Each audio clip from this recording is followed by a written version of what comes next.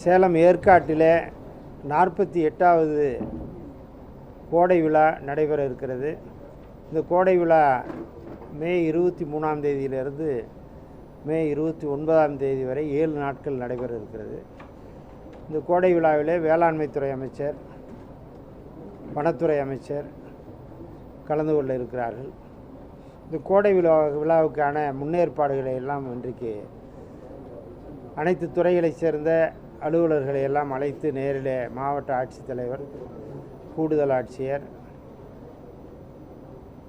மாவட்ட வருவாய் அலுவலர், அதேபோல் மாநகராட்சியினுடைய ஆணையர் எல்லோரும் இணைந்து இது அறிவுறுத்தப்பட்டிருக்கிறது. எனவே அண்ணா பூங்காவிலே, ஏற்காடு அண்ணா பூங்காவிலே 1,50,000 மலர்கள் கொண்ட மலர் காட்சி, பழ கண்காட்சி, அதேபோல் காய்கறி கண்காட்சி என்று அமைக்கப்பட இருக்கிறது. குறிப்பாக வனவிலங்குகளைப் போல அந்த காய்கறி கண்காட்சி, மலர் கண்காட்சி எல்லாமே அமைக்கப்பட இருக்கிறது. குறிப்பாக வனவிலங்குகளை பாதுகாக்க வேண்டும் என்கிற அந்த உணர்வை பொதுமக்களிடத்திலே ஏற்படுத்த வேண்டும் என்பதற்காகவே அதுபோல் அமைக்கப்பட உள்ளது. மேலும் மேட்டூர் அணை உள்ளிட்ட சேலம் மாவட்டத்தில் உள்ள பல்வேறு சிறப்பான பகுதிகளை கொண்டு அவற்றையும் வடிவமைத்து அதை பொதுமக்களுடைய காட்சிக்காக வைக்க இருக்கிறார்கள். அதேபோல்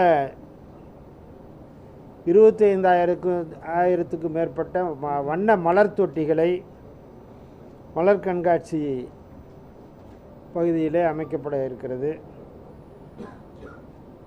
தமிழ்நாடு அரசினுடைய பல்வேறு சாதனைகளை விளக்குகிற வகையில் பல்வேறு துறைகளின் சார்பிலே அரங்குகள், துறைகளின் சார்பிலே விளக்கமாக தெளிவாக எடுத்து வைக்க இருக்கிறார்கள். அதேபோல் இந்த பொதுமக்கள், மாணவர்கள், மாணவிகள், குழந்தைகள் என எல்லோரும் வந்து பார்க்கிற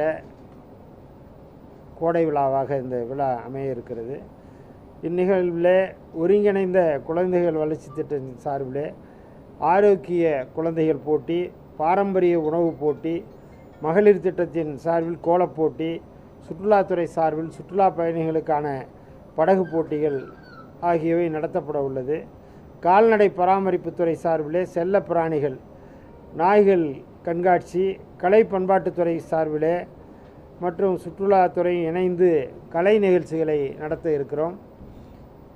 மேலும் ஏற்காட்டிற்கு வரும் சுற்றுலா பயணிகளை மகிழ்விக்கிற வகையில் கோடை விழா நடைபெறும் அனைத்து நாள்களிலும் இன்னிசை நிகழ்ச்சிகள் மற்றும் வண்ணமிகு கலை நிகழ்ச்சிகள் நடத்தப்பட உள்ளது. இளைஞர்களுக்கான கால்பந்து, கைப்பந்து, கிரிக்கெட் போட்டி, கபாடி போட்டி, கயிறு இழுத்தல் போட்டி, மாரத்தான் போட்டி உள்ளிட்ட பல்வேறு போட்டிகள் நடத்தப்பட உள்ளது. இந்த ஏற்காடு கோடை விழாவிற்காக சிறப்பு பேருந்துகள் இயக்கப்பட உள்ளது.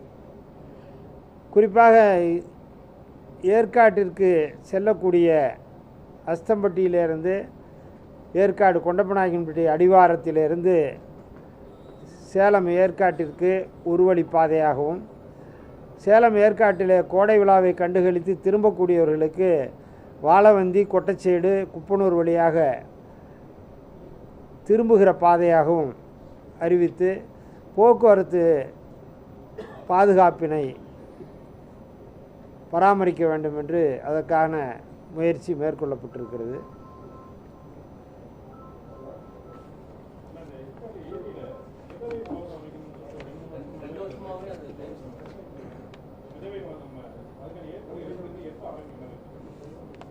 அதற்காக ஆய்வு செய்யப்பட்டிருக்கிறது. அதனுடைய சாத்தியக்கூறுகளை குறித்து கேரளாவிலிருந்து வருகை தந்து தனியார் பங்களிப்போடு அந்த பணியினை மேற்கொள்வதற்காக நடவடிக்கை எடுக்கப்பட்டிருக்கிறது. அது விரைவாக மேற்கொள்வதற்கான நடவடிக்கைகள் எடுக்கப்படும்.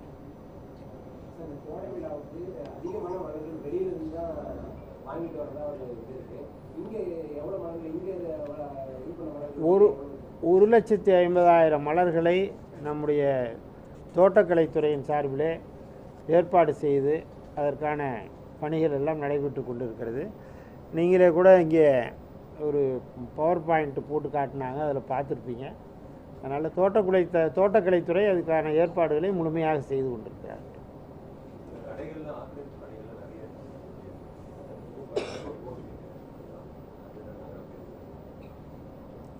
அது இந்த போக்குவரத்திற்கு இடையூறு இல்லாத வகையில் அவை எல்லாம் அகற்றப்படும். யாருக்கு?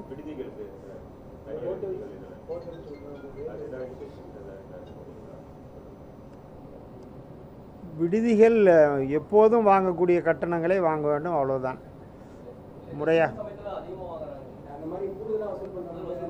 கூடுதலாக வசூல் செய்பவர்கள் யாராவது இருந்தால் அது குறித்து புகார் இருப்பின் நடவடிக்கை எடுக்கும்.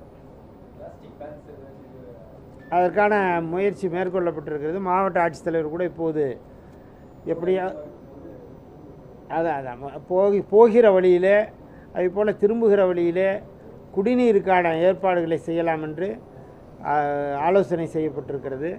அது மாநகராட்சி ஆணையர் அதே போல் மாவட்ட ஆட்சித்தலைவர் அவர்களும் இதை குறித்து பேசியிருக்கிறார்கள். அது குறித்து நடவடிக்கை மேற்கொள்ளப்படும். அதெல்லாம் ஒன்றும் இல்லைங்க நம்ம ஊருக்கு.